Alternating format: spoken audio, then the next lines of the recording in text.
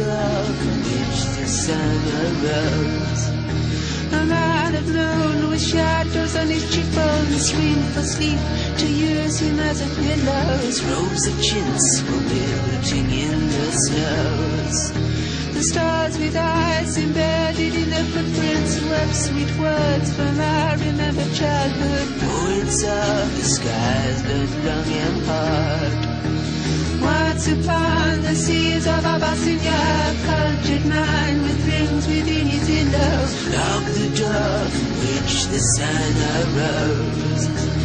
La-da-da-da-da.